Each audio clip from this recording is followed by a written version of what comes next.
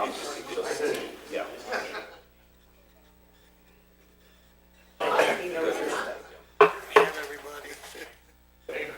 I need to keep it. Yes. Yes. My goal. If I could, I'd like to call the May 2nd study session to order, please. Madam Clerk, could you please call the roll? Yes, Mr. Chair. Commissioner Bear. Present. Commissioner Walls. Commissioner Kennedy. Present. Commissioner Duckham.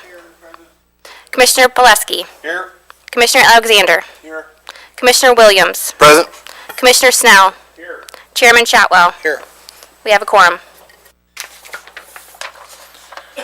We've arrived at public comment. Public comment guideline, each individual will state their name. You have 3 minutes to address the board. You may only address the board once under this public comment opportunity. May not yield your time to others. Board members will not debate nor answer questions at this time. First public comment.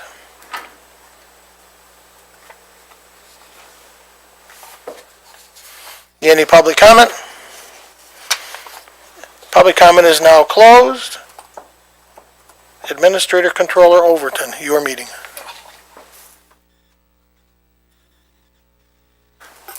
Sure it is. Good morning, all. First up, we have. Did you approve the minutes? I apologize. I did miss something. I apologize. Back to item 4A, please. I wanted to give Mike the discussion on the district court. Entertain a motion to approve the minutes. We have a motion and support. Any questions? Corrections?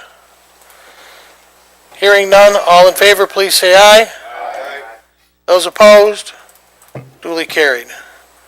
District Court courtroom video proceeding upgrade. Good morning. Good morning. So when the initial... Hello? Okay.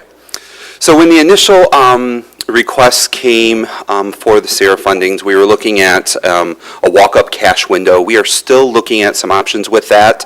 Not actual a window, but maybe a cash receiving system. What we do know is the initial ballpark of the $250,000 that was initially put in is not going to be that amount. So what we were looking at to bring in addition to that is a request to replace the video systems within the courtrooms. The Polycom systems that we have now are single camera systems similar to what you have here.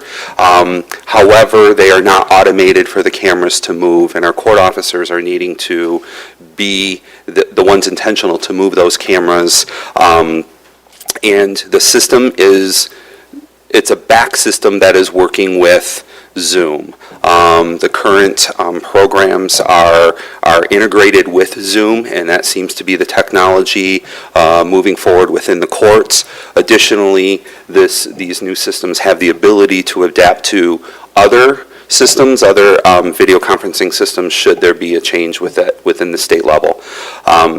This current system also has the automation of the cameras so that our court officers can maintain court security and not be a video producer, making sure that the cameras move to the parties that are speaking at the time. The current camera system is beyond its end of life, and so I'm requesting to move forward with this system as part of the initial request that we had for the technology and the upgrades at the courthouse and district court. Any questions?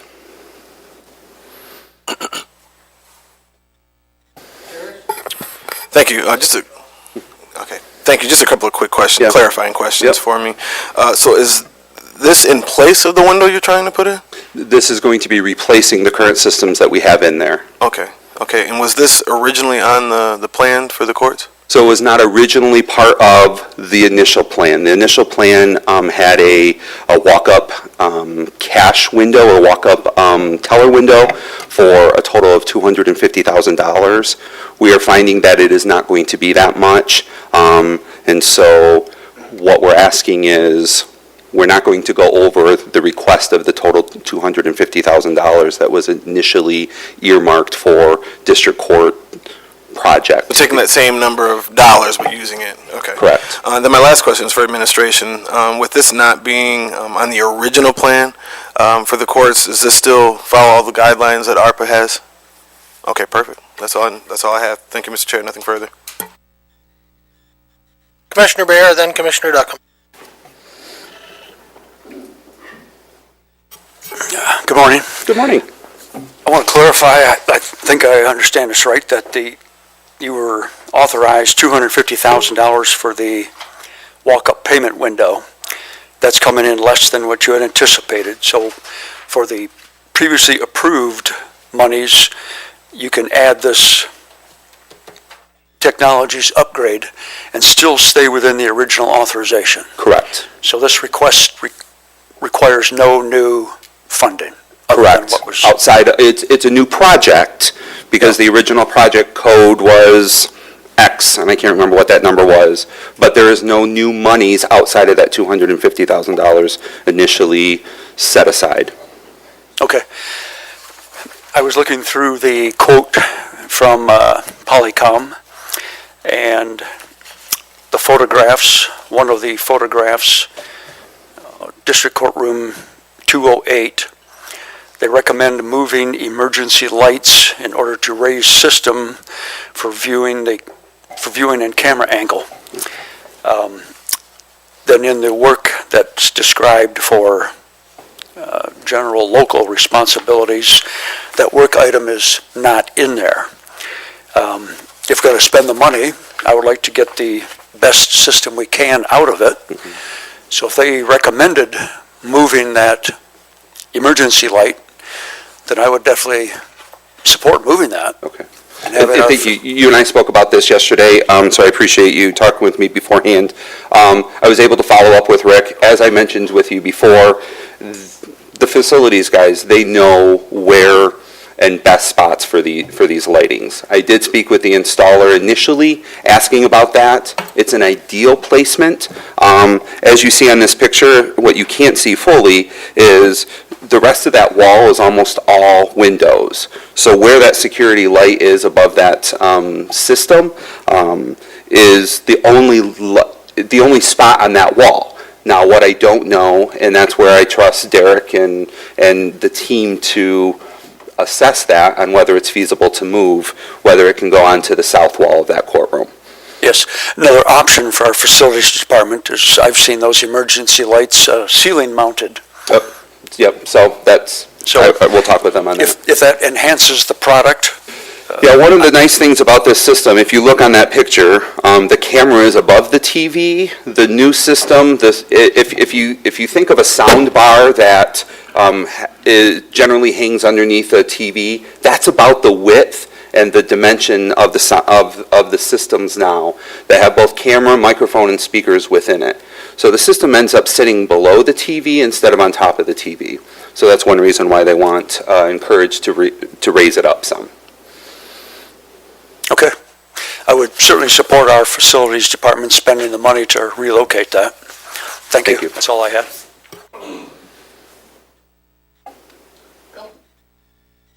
Morning, Jeremy. Good morning. Who determines the end of life cycle on this stuff? Just the technology people. Okay. I know that the Polycom, if you look on their website, oftentimes the technology will say, and the manufacturer will say, it's basically, the end of life is identified of how long generally they warranty it and service it. Okay. And so this is a 5-year warranty service.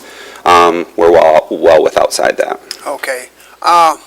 With that being said, I understand technology is moving fast. Is this the right one? Could we find one that can go a couple years longer?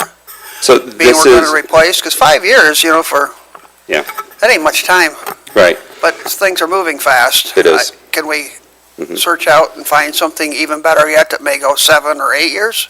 So I definitely can look into that. I haven't, because this Polycom system is a tried and true system. It is an industry standard, if you will. And that is the type of system that we currently have been using. The support is very well-founded. This is also the system that is, I don't want to say endorsed, but highly supported by the State Court Administrator's Office as well. And so if we go with another system, we have to use some of that other company's techs and support for that, whereas with this system, Scale can support that. Okay. I just, with that said, if everybody's using the same thing, that's Yeah. probably where we need to be. I just hate to Great buy question. something that 4 years and 5-6 months after it's been installed is already starting. We Right. see the obsolescent time approaching. Correct. Okay, thank you. Commissioners, further questions? One last question, Mr. Chair. Last question, and I forgot to ask this earlier, I do apologize, but I think it's somewhat been clarified. Have we talked to our own IT department on this purchase as well? Yep, I have spoken with Michelle and our IT. Actually, we are actually trialing a system right now in Judge Goostrey's that Scale has, that they, Dearborn was trialing it, and then they asked us to trial it because they knew that we were talking with them on this part of it. And our IT has worked with State Court Administrator's Office in getting that set up. They're familiar with this. Perfect. Okay, thank you. Nothing further, Mr. Chair. Further questions? Is this anything you need, or is this going through committee? It'll continue through the whole process? Oops, excuse me. Thank you. Thank you. Facilities Animal Shelter?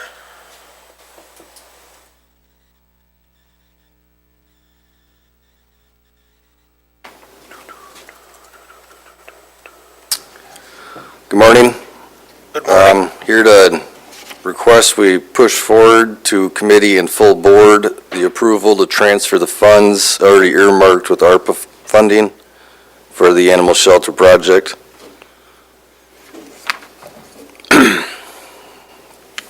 Commissioners? Questions? Commissioner Pileski? Thanks, Mr. Chair. So this 200,000, this is in addition to any monies we may already have approved for this project, is that right? Correct. This is originally set aside for upgrades, not knowing the project was going to move forward. So when it did, we discovered we also need some well-needed upgraded equipment for the animal shelter, cages and stainless steel equipment for a lot of these things, which we already knew were going to be owner-provided items. So this is basically for that right now.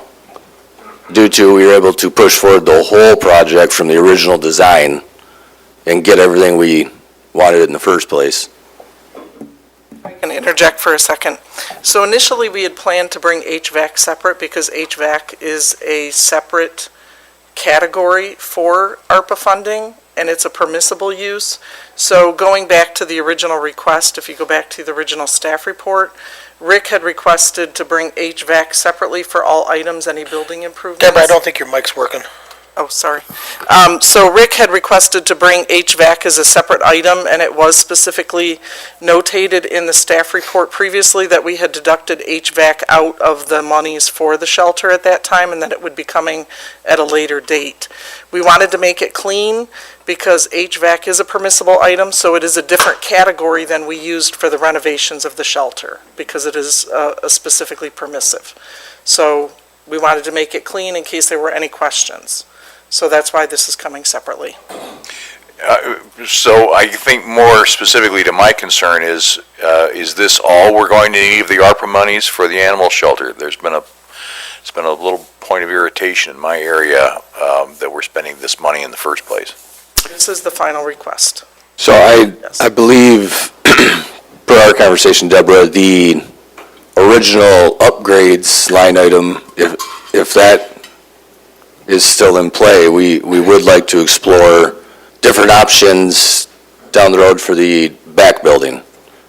So I'm not sure if we're going to do it. I just wanted to bring that up. There was interest in the past several years in doing something with the rear building.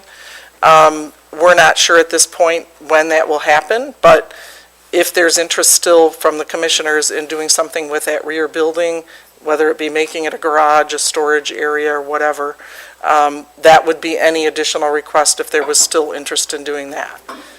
But that would be at your direction, obviously. But as far as the animal shelter renovation, the project that's going on right now, this is the final request. And like I said, going back to our staff report previously, it was in there that this would be a separate request because we wanted to make it clean, as this is a separate category for ARPA funding. And if I may just add point to that. Originally, guys, we had set this money aside to do HVAC for the animal shelter. We weren't sure if we were going to have the money to even do an addition to the animal shelter at that time. So we're like, let's set this money aside. We're going to need it for HVAC regardless.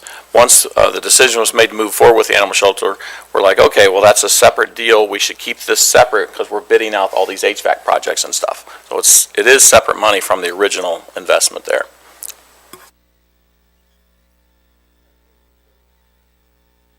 Commissioner Bear?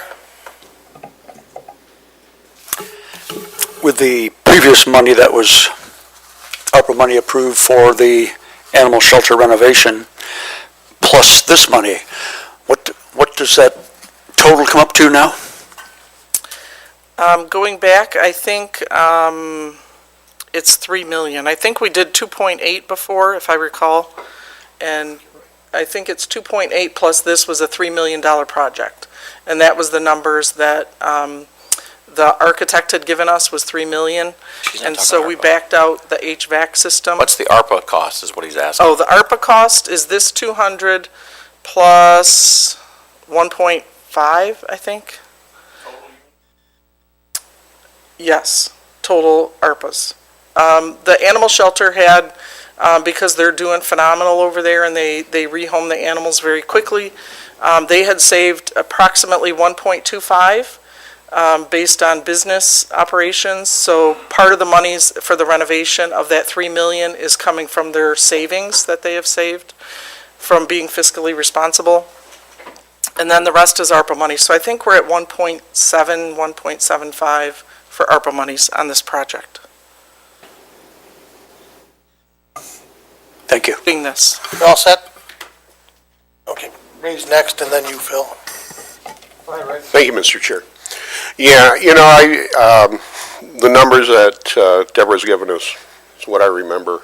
I'd like to get this project finished before we even start talking about any other project out there at the animal shelter. We're talking about HVAC, that's what we should be doing.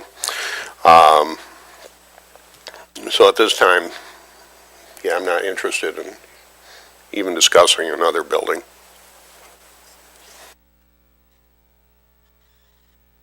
Phil? Maybe I heard it wrong, but we were talking about stainless steel cages and stuff like that that were not expected to have to be bought.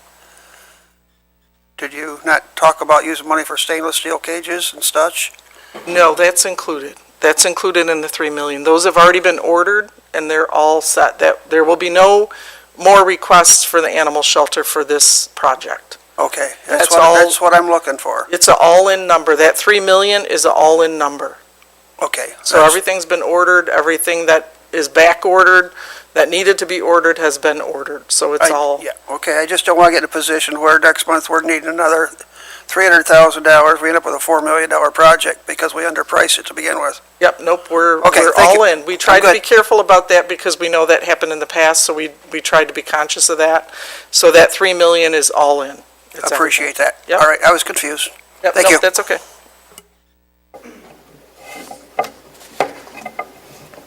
Any other questions on this one? This one's gonna go to the, so we'll have 2 more shots at this one. Okay, Mr. Chair, I'm sorry. Yes, One sir. last question, very briefly. Is there an anticipated finish date for this project? Yes, we're looking at being done with, actually moving Lydia and crew over to the new addition, that being completed towards the end of the summer, This summer? end of the summer. And they'll move back over to the current area, start doing some renovations. Everything should be totally complete by the end of the year. Okay. Thank you. Nothing further, Mr. Chair. Commissioners? Thank you. Thank you. Then on to North Lawn boiler replacement. Another motion to push to committee the approval of a proposal from Monroe Plumbing and Heating of Monroe, Michigan for 2 new boilers at the North Lawn building for the amount of $265,373.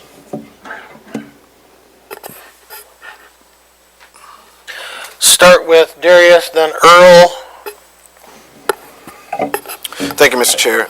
Just, again, a couple quick questions here. Did we not bid out to any local companies? We did. So, on the next page, we have it listed of the bid tally results, basically. Monroe coming in first. We did have Oh, I see that. Paul Bangle, MDL, and then we branched out a little further with the public bid, and Johnson Wood out of Lansing and Adrian Mechanical at Adrian. Okay. And then lastly, didn't we just replace a boiler over there? Or am I mistaken? The language will get you sometimes with, we did over at the jail, we finished and replaced the last hot water boiler.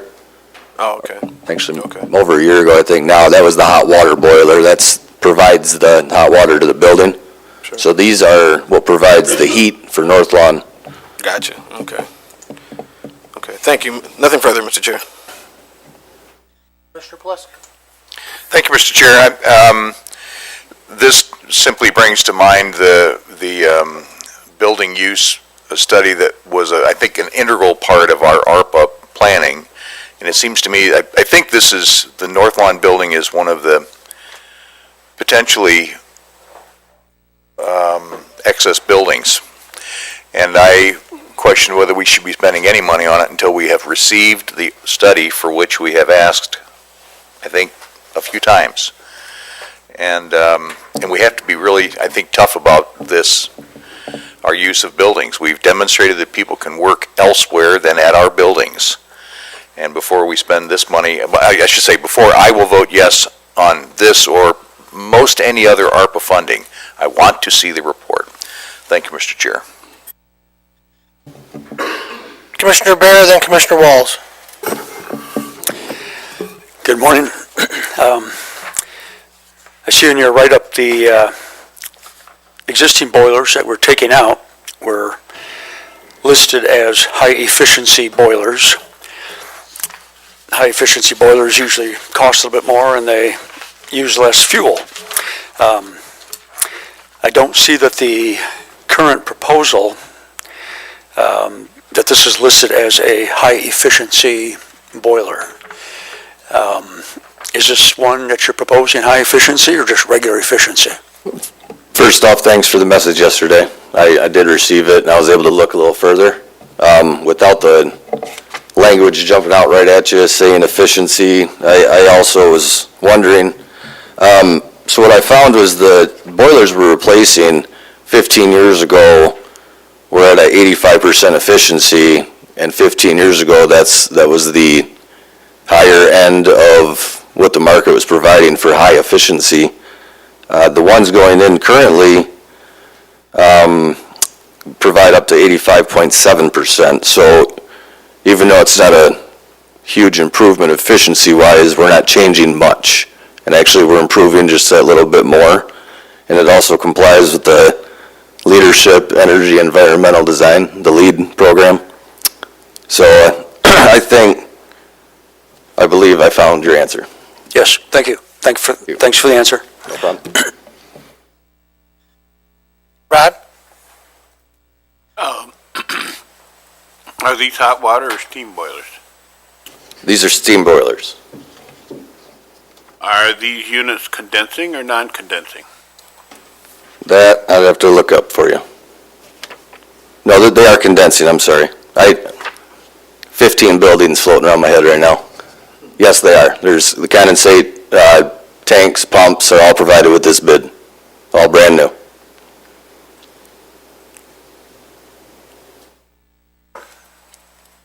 What is the reliability on these machines? The reason we actually even went this route and had a full-on engineer design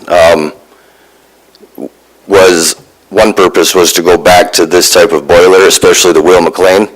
This is what we currently have in the courthouse and the tower. As they're coming to their end of their life cycle as well, they've been around for quite a long time. I think we're 30 years on one of the buildings. Do we currently use a water treatment program? Correct.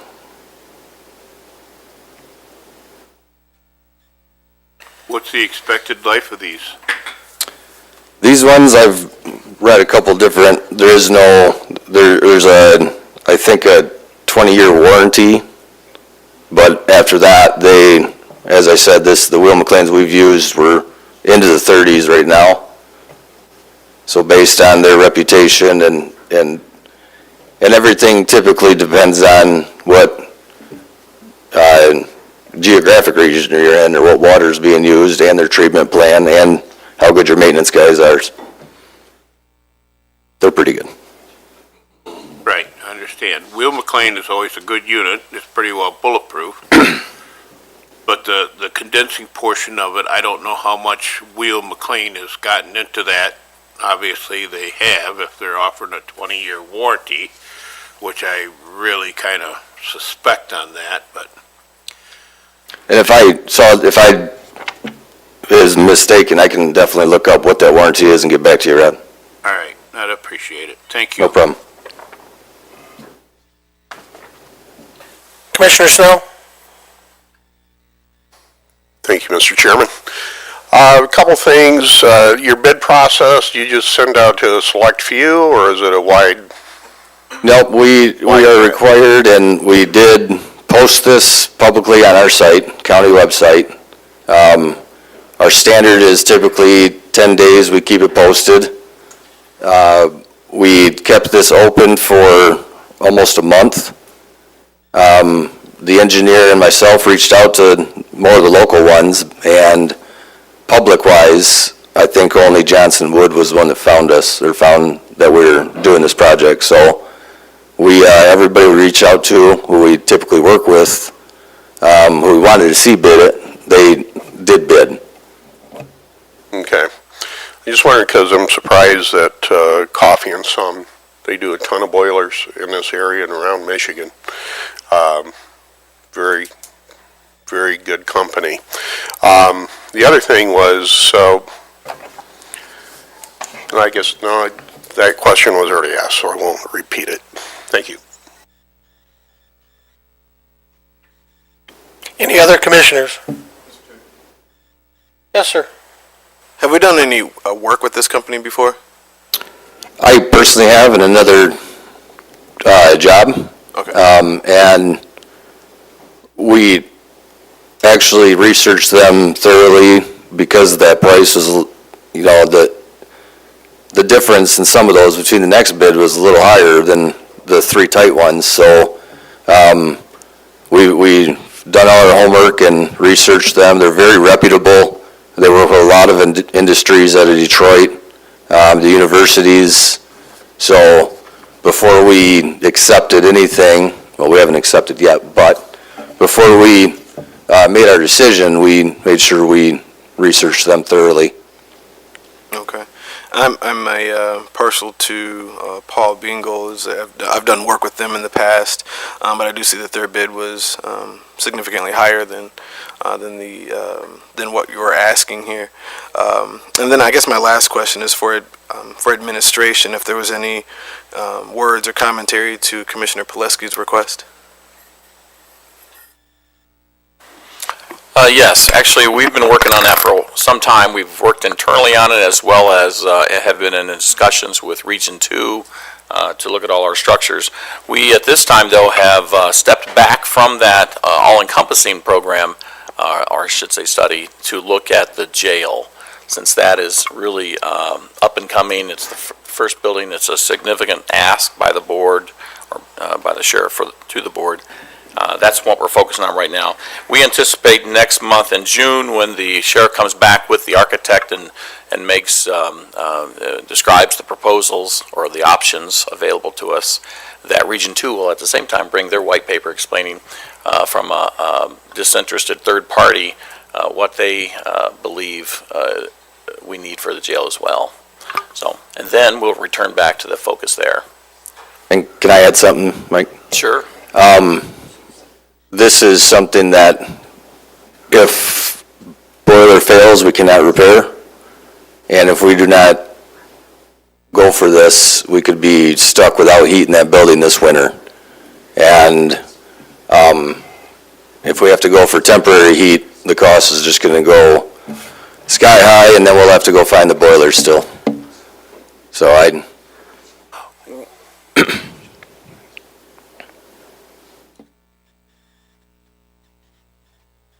This is the study session, and as we've done with all ARPA, as you've seen previous, it'll go to the committee and it'll go to the Tuesday night meeting. The board has ample opportunity to ask questions or deny it if so choose.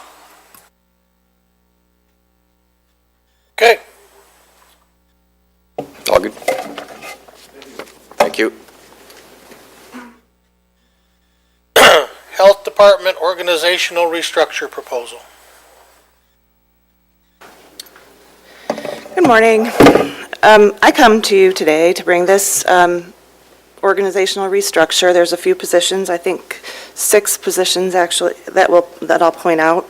I'll tell you that I started thinking about the future of public health and what that will look like even within our county back when I interviewed last summer, thinking of, we're kind of through this pandemic. There's a pre-pandemic and a post-pandemic. We're still in the pandemic, but things aren't the same as they were. And I think a lot of industries can say that things aren't the same as they were prior to March of 2020 when everything shut down.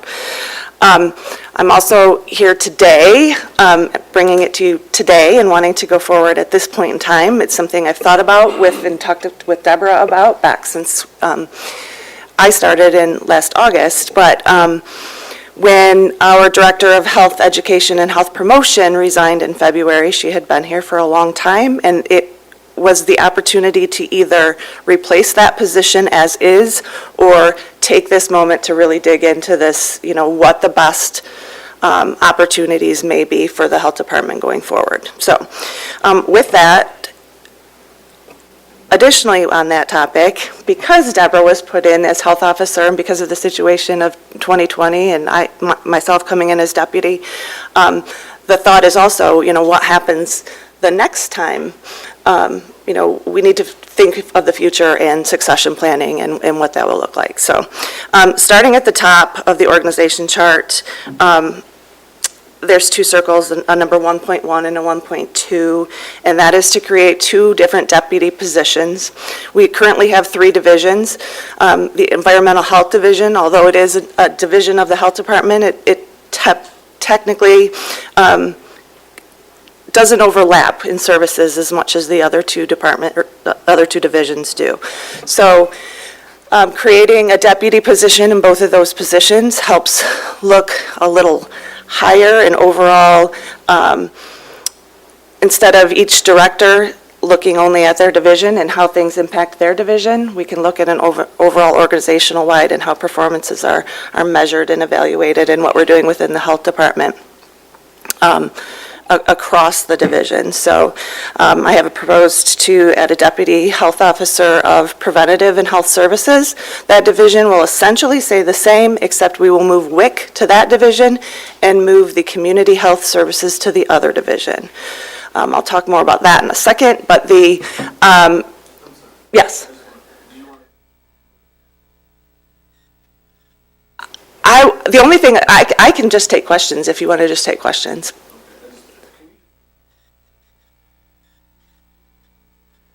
So the two divisions that we're looking at proposed changes on, we will exchange WIC, the WIC department that has 14 employees, with the Community Health Department, which has around the same 14 employees. So we will swap those two strands of the organization chart, those two programs under those, and that will put the personal and preventative health a more internally based, clinic-based. One of the things we've seen is that we have clinics working within the health department that have all come back to work now, and there's not a lot of discussion between them. So for instance, immunizations is open one Tuesday night a week, or a month, where WIC Clinic is open every Tuesday night late until 6 or 7 p.m.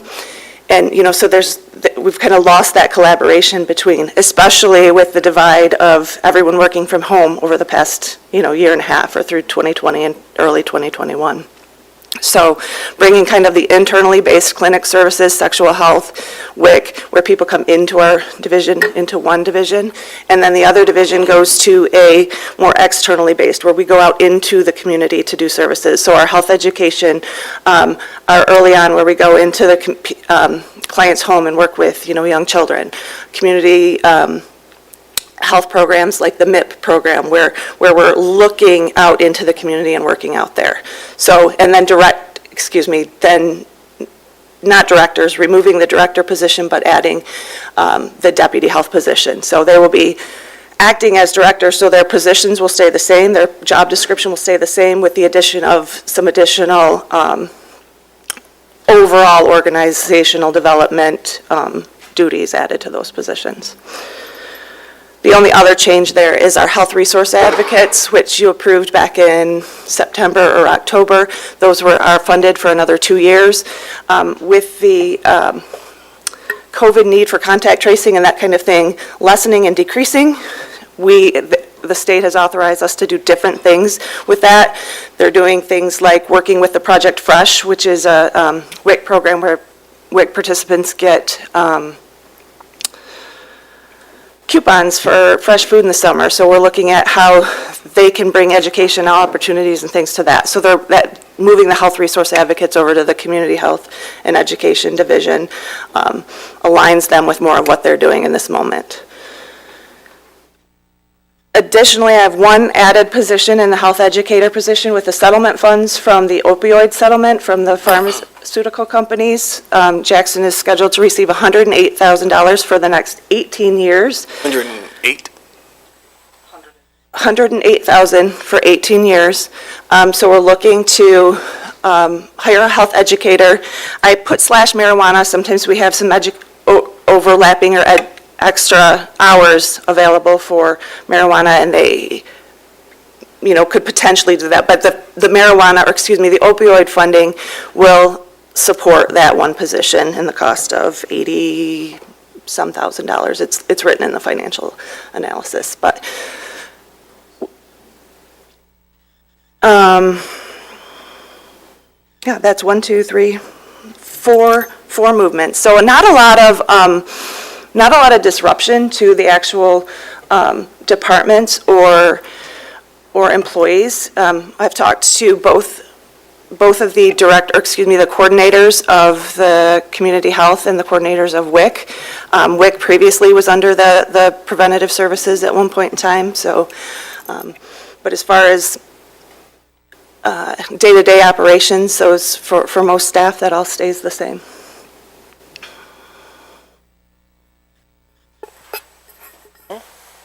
Go ahead, Corey. Thank you. Just want to make sure I'm reading it correctly, that we're estimating this switch would give us an annual net labor cost savings of just over $18,000 a year. That's correct. It's really budget neutral for the health department, because the previous director was such a highly compensated employee. She'd been here for 26 years. She was in the old pension plan. That cost can be shown as a savings, but we're still paying for her pension and things within the county. So we save that as the health department by increasing those positions. It's my understanding, though, that going forward in the long run, when some changes happen naturally through time, that'll be an even larger savings per year, is that correct? Correct. Okay, thank you. Commissioner Bear? Good morning. Looking at your flow chart here, I'm not sure I'm following this right. If I'm not seeing this correctly, please explain it to me. The organizational chart that's blue, green, tan, Deborah is still the health officer. You're the deputy health officer. No. I thought so, but not according to these organizational charts that have been presented to us. There is the old chart Looking at is the old has chart. probably not been updated to, the current, it's titled, yeah. Blue- Yeah. Which one's current? Because I'm looking at The colored one. The multicolor. the one that's in colored one. color. Okay, Yes, it says- that's what I was on. And according to that, There's no names on that, Tony. I know, but I can look at the one that does have names. Which is expired. I really wish you would not give us expired information, because I can only go by what you give me, and if you give me false information, I can't do my job right. But I'm still going to ask my question here. Please. Deputy Health Officer, circled, 1.2 at it. Who currently is the Deputy Health Officer? We do not currently have a deputy health officer. I was hired last year as an interim, Deborah was an interim, and we hired, or you hired myself as the deputy until I transitioned to the health officer role. Okay. We currently have no deputy health officer. My proposal is to add 2 in those 2 divisions. If I could add a little bit to clarify. Microphone? Deborah, Yep, it's on, sorry.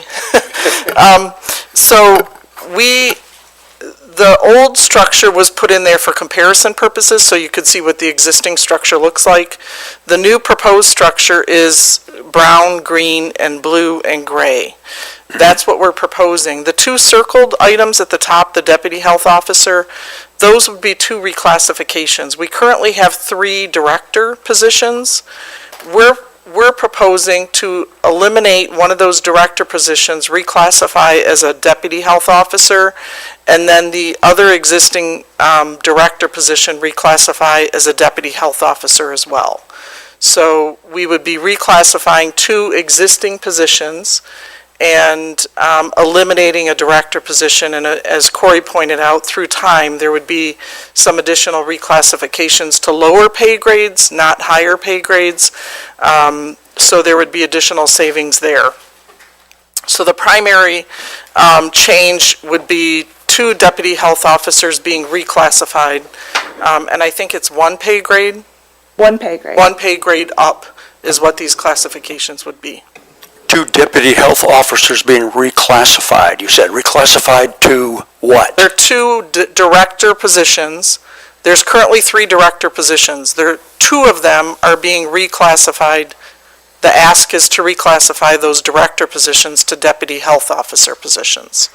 And it would be a 1 pay grade elevation. So we're going from 3 to 2 and reclassifying those 2 up 1 pay grade. So are we doing this for program efficiency, or are we doing this to give 2 people raises? We're doing this, number 1, for succession planning, because we were left in a very difficult situation last March when our health officer left and there was nobody to take their place except me. So we're doing it for succession planning. But number 2, because this is the structure of other health departments and it worked well for us and what we thought would be a good structure for our health department going forward. I would just jump on that to say that one of the things, as when I started up here this morning, I mentioned that, kind of the way things were done before and the way things are done now, and coming back into person, especially in public health where they have, dropped regular duties. I mean, regular duties simply weren't happening to manage the COVID pandemic at times. we're coming back to a new normal, which people have been working in silos and without some overall, we've all been focused on the COVID pandemic and making sure things were running on that now is the time to figure out, how things look in the future. We looked at approximately 20 some different health departments, and none of them was an exact fit for what we needed, which made it more difficult because it would have been nice that something just matched and was like, that will work for us. So this kind of came out of, evaluating all of them, tossing some, and then looking at ones that say, no, this is what we can do. I had knee surgery over the last couple months, and one of the things that's even been come to my attention with that is that having our current director of personal and preventative health working with the community education programs, we can see when there's that collaboration between the two, which will happen with the deputy positions. And looking at the bigger picture of all of the programs rather than just what's in your individual division, we can see where things become more effective and more efficient, and we can work together and the programs can work together and serve. A lot of our clients and a lot of our services provide a client with multiple services. So if we have a WIC person, that child may need immunizations when they come in, and if we're open at the same time at 6 p.m. at night and our IMS clinic is open and our WIC clinic is open, all of those services can be done at the same time. So it's also to help that kind of efficiency and effectiveness in the way we do our services. Okay, thank you for that explanation. I'm sure this will come up before the board again. Before I can support this, I need to see diagrams that are current today. I don't want to see something that was changed 6 months ago or more. So, thank you.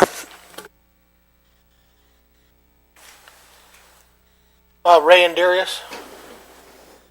Thank you, Mr. Chair.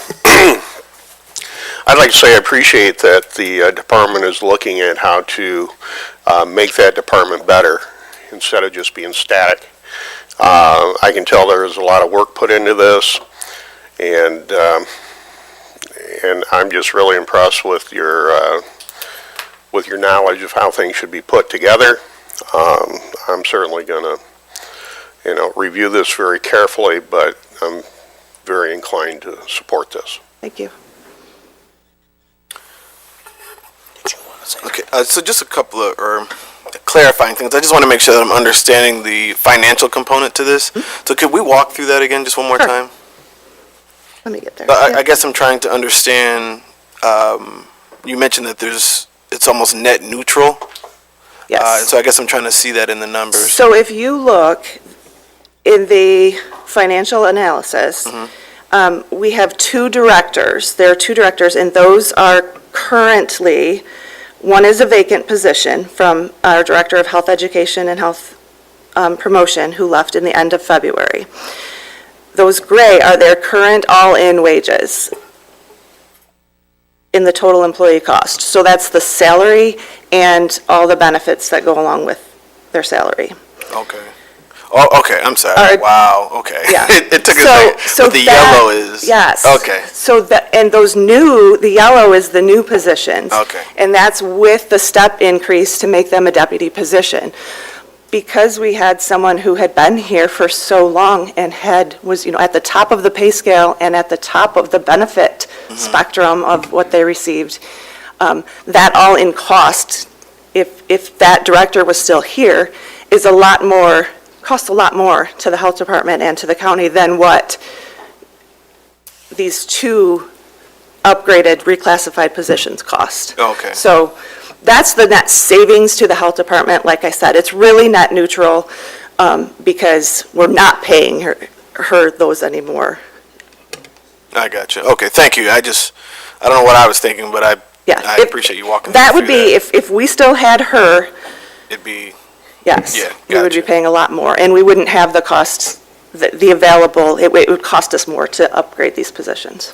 Okay, and then with the wage that you're requesting, is this comparable to other positions in the area, or at least around the state anyway? I believe so. Michael Karabatsis, our HR director, put these numbers together for us as far as where we have one current employee that this would affect, where he currently is to what would, he would be at the deputy. He's currently a step 3. He would go to a step 2 as a deputy because he has less experience in the deputy position. You go from a 3 to a 2? 3 to a 2, but a step higher, or a grade higher. Okay. So I think he's an O and would go to a P or. Okay. Okay. Okay, that was all I had on that. But I also want to mention too that I appreciate you putting this together and working with those to do this. When you first took the position, I think it's fair to say with any new person on the job, there's a little apprehension and maybe even some nerves as you walk into something new. But since being in the position, you've grabbed the reins and you've just been at it pretty steadily, and I'm beginning to see your growth and your comfort in the job. So I didn't want that to go unnoticed. So thank you for what you do. You're doing a great job. Thank you. We appreciate it. I love it. And it shows. Thank you. Nothing further, Mr. Chair. Thank you. Commissioner Pileski. Thanks, Mr. Chair, and thanks, Kristen, for the proposal. I like the concept of addressing the potential for succession planning. Every department should do that regardless of how long or short someone's been in their position, so I like that. With respect to the two, with the green and the tan divisions there, each of them have an aspect of health education. And I guess when each has an aspect of that, you want to make sure there isn't too much overlap and that there isn't too much gap between those two, and that everybody kind of knows what lane they're supposed to be handling. Is that a valid concern of mine, or I guess I value your I understand. observations? One of the questions that I got, I sent this to the whole health department Friday afternoon before it went public, so some people had been aware of what was going on, but I wanted to make sure they were all aware. And one of the, when I say that the clinic is an inward focus, more of an inward focus, and the community health and education is more of an external focus. Some of the feedback we got from the staff right away was, wait, we do outreach. We go to, our IMSS programs goes out into this community. So are you taking, that, like, that's important to us, to go to the schools or go to the kindergarten roundups and, meet these parents and let them know and look their kids up and see what they need.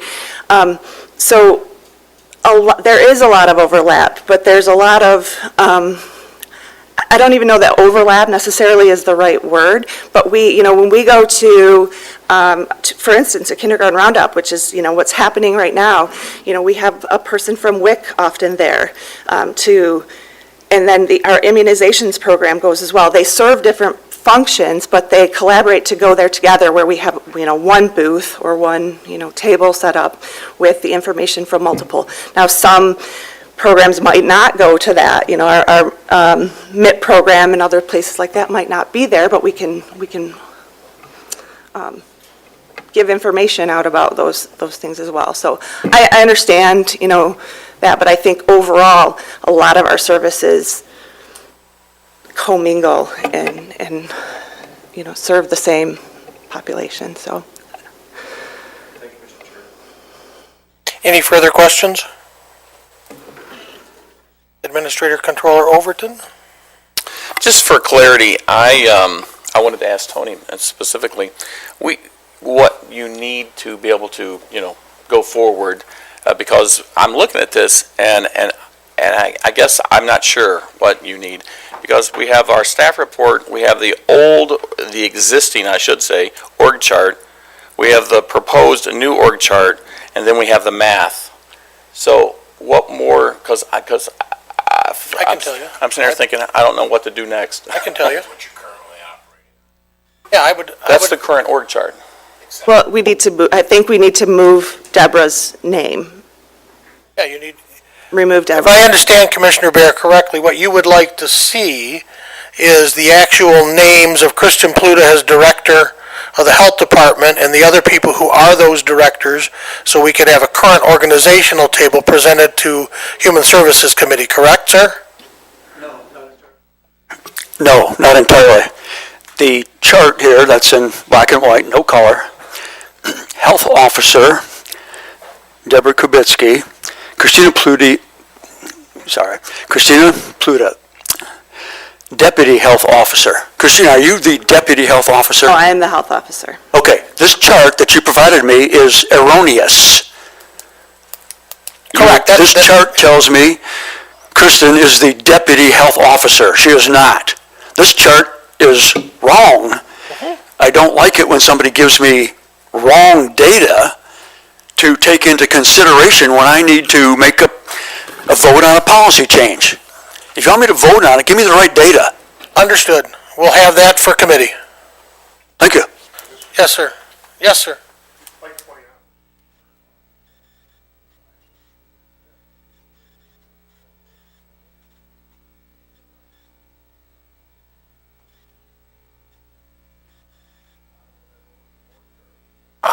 I think what we would like to see is a correct revision as of May 7th, is that next Monday? The actual org chart for our organization. And I appreciate that. And I think that that's important information to have for all of us going forward. So, and that's what we would like to vote on.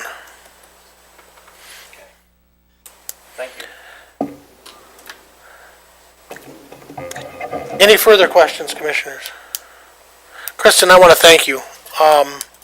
You agreed to take on a job when we were in a tough situation, Jackson was, and I really appreciate that. You and Deborah did a great job manning the helm and taking over the rudder of this ship, and I really think that you have motivated your staff to join your team.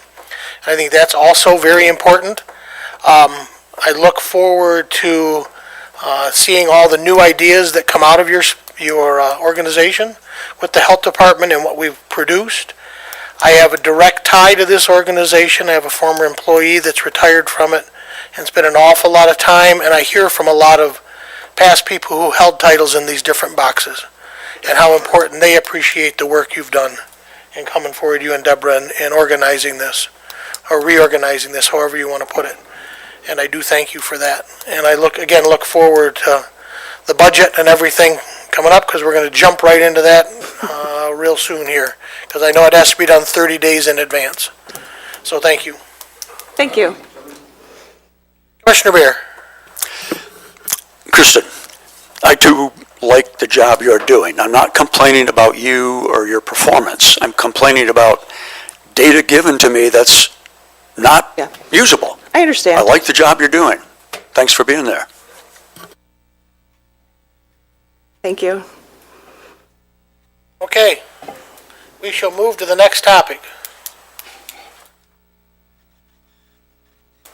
The jail status update.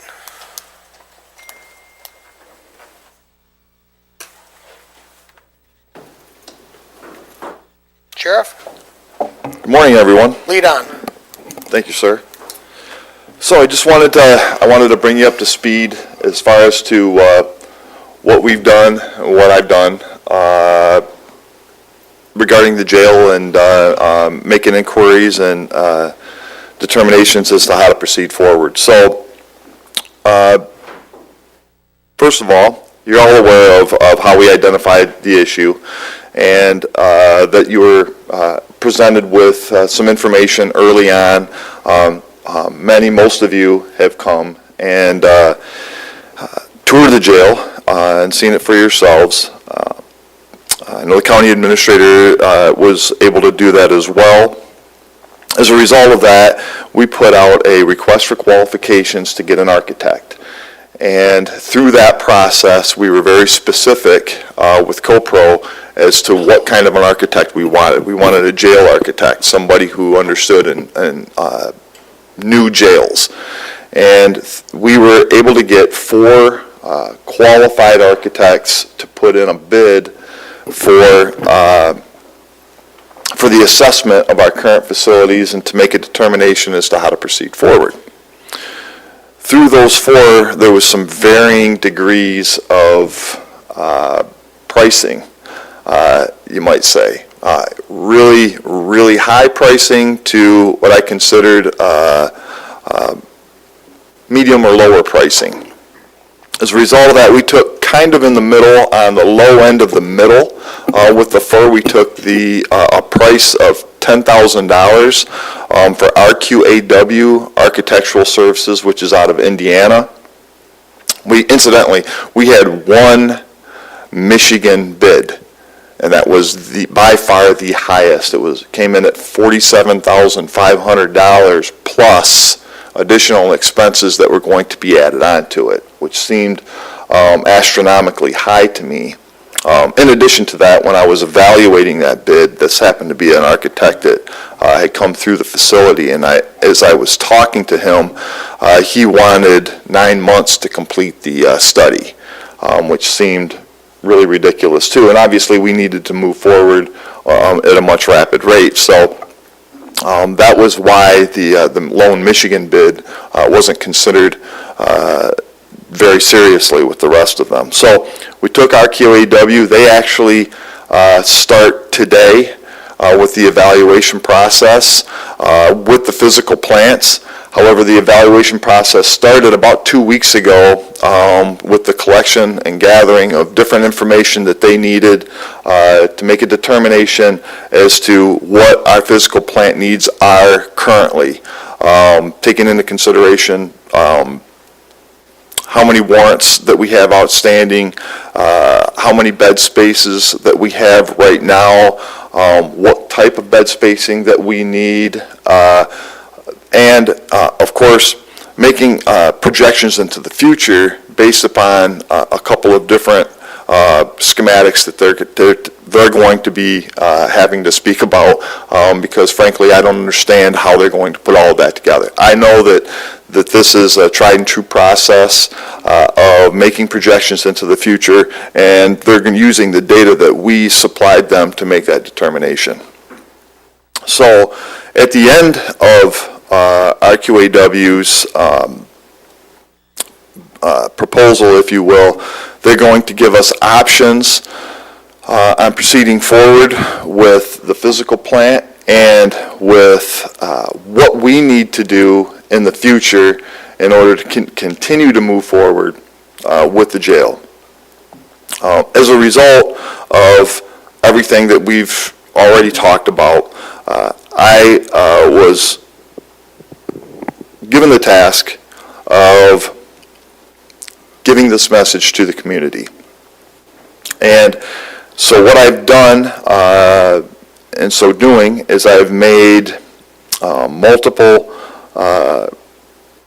community meetings, created roundtable discussions to determine how to proceed forward, and conducted over 50 jail tours with different groups and different people. All in all, I've attended 39 meetings myself in the last couple of months. My staff has also attended a few meetings. Most of the time, my staff is with me. One or two of my staff is with me to answer any questions from community members. And that's kind of it in a nutshell. What I expect is that we will have a proposal for you by June's meeting for consideration and moving forward with the jail.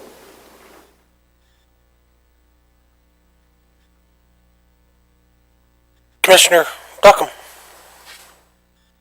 Thank you, Mr. Chair. I've been to several of your presentations and your staff's presentations, and I think you're doing a great job of, you don't have to sell it. You just have to show them what we're putting up with. And they can see for themselves that this isn't good. But I know you're getting that feedback.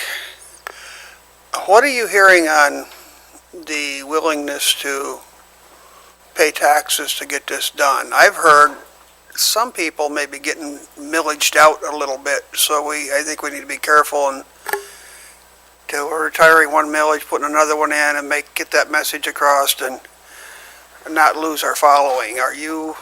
What's your opinion there? It's been a mixed bag, but all in all, a lot of folks have understood that in order to get a new jail, that a millage would be necessary. There's been some discussions about grants and whether or not we can get funding from other sources and different things of that nature. I've looked into those things, and pretty much what I've reported to everyone is there's grants available for different things, but usually it's when you've already got a sound physical plant and you want to move forward with, say, an idea for a program or something like that for the jail, and maybe you want to build something for mental health or something like that that attaches to an existing facility. But I haven't been able to locate anything that's been able to supply me with additional money to build it. In fact, some of the grants that I did see were matching, yet, we'll give you 25% or we'll give you 50%, you match the rest, whatever the case may be. So I haven't been able to locate anything that would give us really any specific assistance. I worry about the being millaged out. I know that I believe you got Concord schools, Western schools, just to name two right off the top of my head, that are going for either millages or millage renewals or millage extensions or something of that flavor. There's been some animosity about the whole jail proposal. There's some folks that don't believe that we should do anything to make it any nicer. What I try to remind them of is that we work in those conditions, so it's a little bit different than just than people you think that owe a debt to society paying that debt. It's also the people that are actually working in those conditions too that need to be considered. So I do worry about that. And I wish I could give you a better prediction of what our constituents may want to go and direction they may want to go, but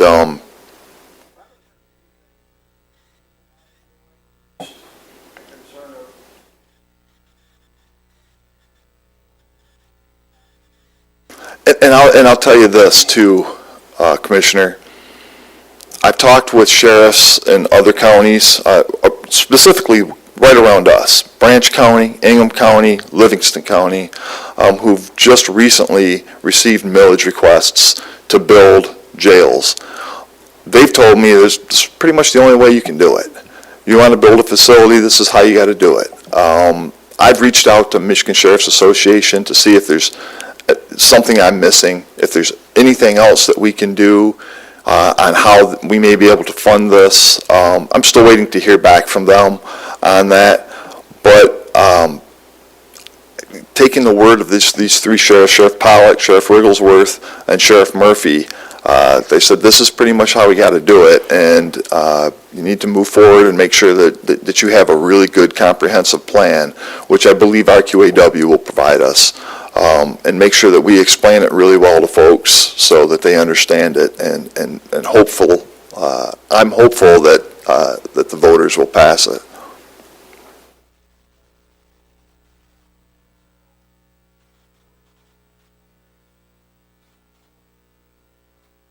Bill, could you use your mic, please? Sorry. I just was wondering about how you felt. I see progress in your project, and I think I can't speak for everybody here, but I think you have the support of most people, because it's inhumane almost. I'm not for luxury down there, but there's a certain bottom level standard we got to meet, and I'm not sure we're doing it right now. Thank you. That's all I got. Thank you, sir. Commissioner Pileski? Thank you, Mr. Chair. I would note my agreement with Commissioner Duckham in his observations of what he's seeing around the community. And the sheriff and I were actually at Spring Arbor Township together where he made a presentation, and a rather animated discussion ensued. And I think I can summarize it by saying I think there was a view that the need for the jail work, I think, was demonstrated. The question became, how shall we pay for it? And a pretty ardent advocacy of using ARPA monies was made there. You know, if you can't get grants, can you use ARPA money? How can we keep from having to pay this entire thing ourselves? So I think as we consider the financial plan for what is eventually suggested, Mr. Sheriff, I will hope that we can arrive at a plan that does have a kind of a mix of those sorts of funding sources. I think the need you are admirably demonstrating around the county. Thank you for doing that. And it'll be up to us together to arrive at the funding plan. If we can arrive at one that looks something like a mix of funding sources, then we can push it across the finish line. Thank you, Mr. Chair. Curious? Thank you, Mr. Chair. Those, the previous comments were very similar to what I was going to mention as well. I've had many conversations with individuals in the 8th District. Some are all for it, ready to go. There's also a number of people that are wondering how we're going to be able to pay for it in terms of a millage. And I think Commissioner Duckham used the word well when he said that people are feeling millaged out. And so I think that there's a good number of individuals that feel that way. And so I think that we need to continue to, I guess, just show the message, just really continuing with what you're doing, you know, showing that message that this is something that we need to do. And I've even had some conversations with individuals that would like to even see a new Jackson jail, you know, with the perfect ideal world and, you know, an endless amount of money. We could create one big facility, county on one side, city on the other, and kind of split the cost that way to help facilitate some things. But so I think that we do have a little bit of a sell to doing this. It is needed. I think there is a little bit of a sell, but I would just continue to encourage you to keep up with the meetings and just really showing people the need of this. And I think hopefully we can get this finished. Thank you, Mr. Chair. Nothing further. Any other commissioners? Gary, I want to take the time to thank you for carrying this message. Number one. Number two, I had probably the only one who was sitting here when we did this before. And I really want you to stretch your thought process on how to do this. It was decided 20 years ago that we couldn't build the Cadillac jails. But we could very definitely put a Chevy to use down there without any problem at all.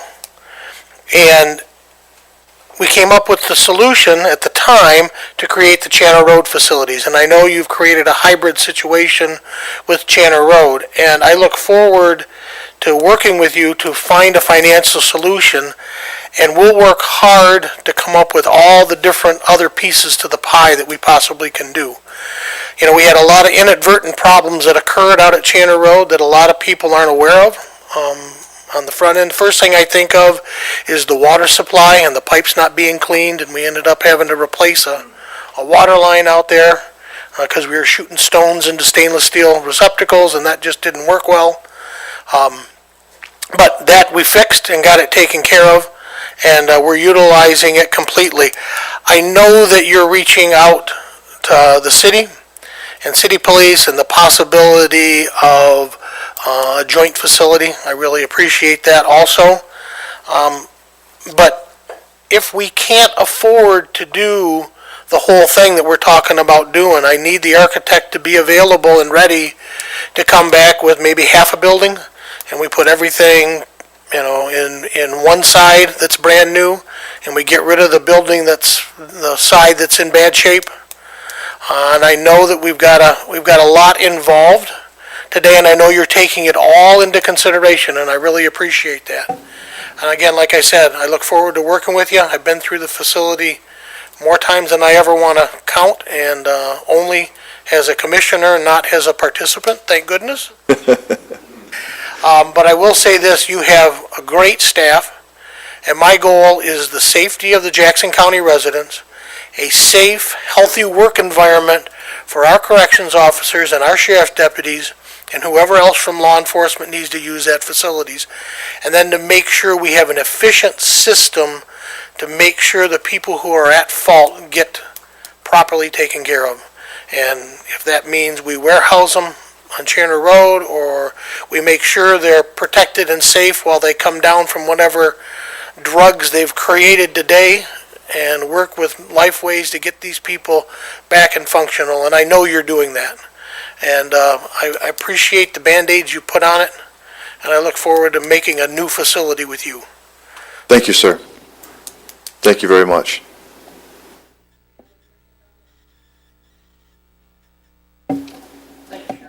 Thank you.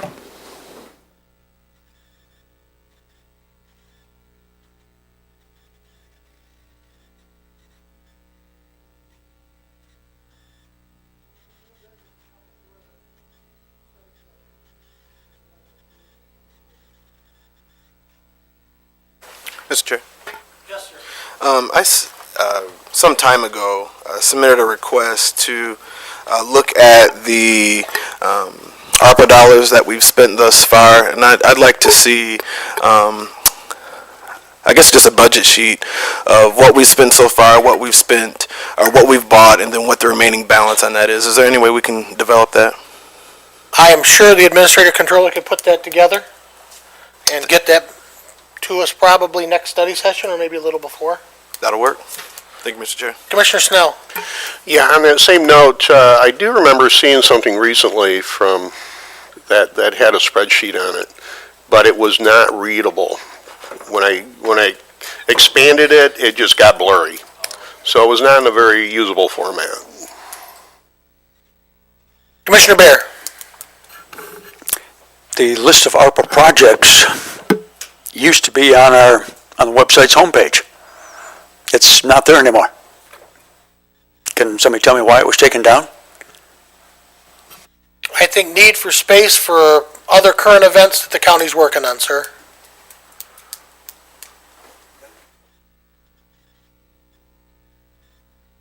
We've arrived at the second public comment.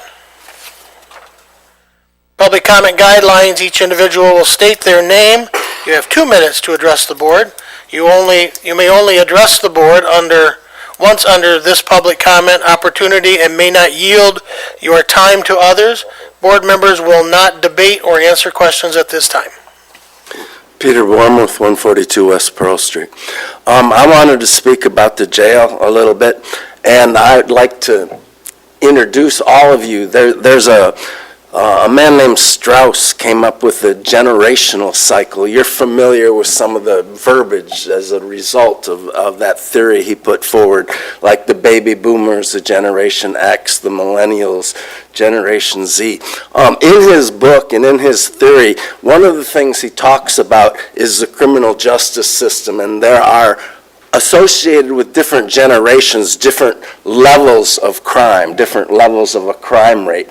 And he speaks about how we are always behind that. So for the past, 30 years, I had been opposed to jail spending, opposed to new prison spending. We were spending $2 billion at the state level.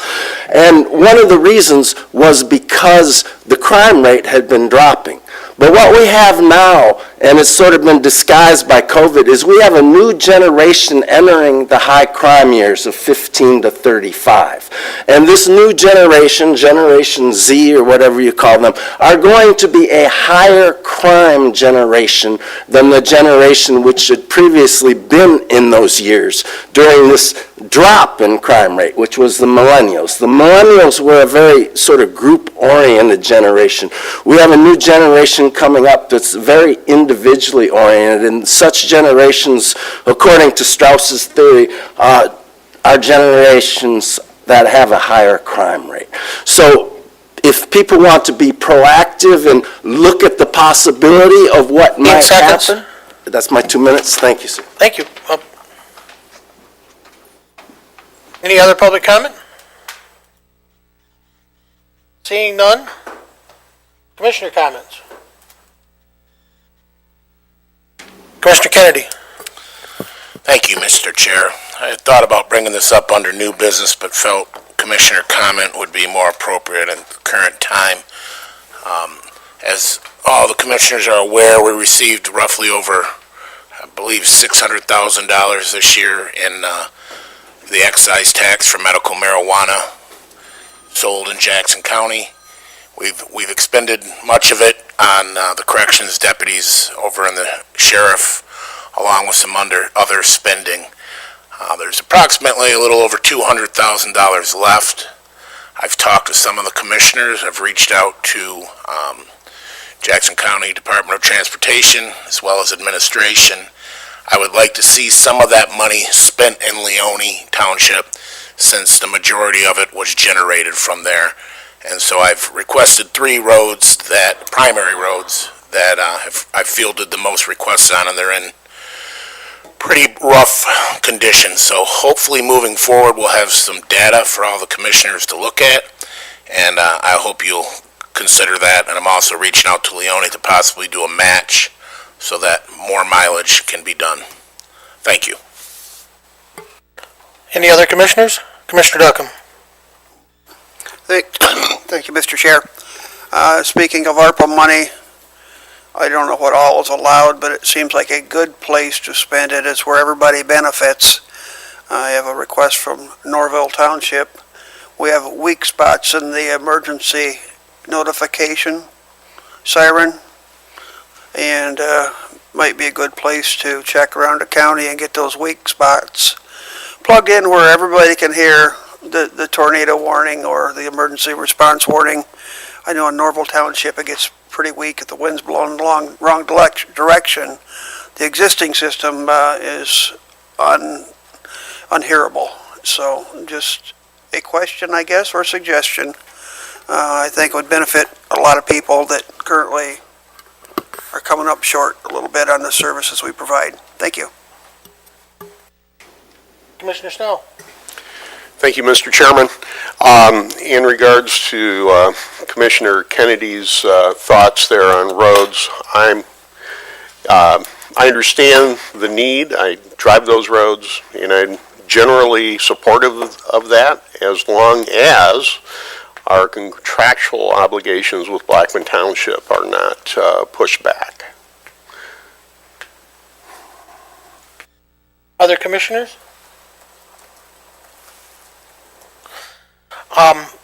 While I agree that the tax is collected in Leone Township, there are marijuana users all over Jackson County, and I'm concerned about roads in Liberty. I'm concerned about roads in Summit Township. I get phone calls daily from a certain resident on Badgley, and regularly on a road that's not being completed. I don't think it's a good idea for us to earmark money directly to a project when we have difficulties throughout the county and JDOT is working hard. If we'd like to give them the extra $200,000 and look at the 70-30 split within the county, I would think there might be other roads that could be maintained and taken care of as well. I know that there's roads in Napoleon. I drive on them on a regular basis that need to be done. I just think that we need to leave the priority of our roads to our road people, and that figuring out to give them more money is a great idea. But I don't think us choosing and micromanaging the road department is really a good idea to get involved in. That's my opinion on that. Any other commissioners? Hearing none, we have no closed session. We are adjourned.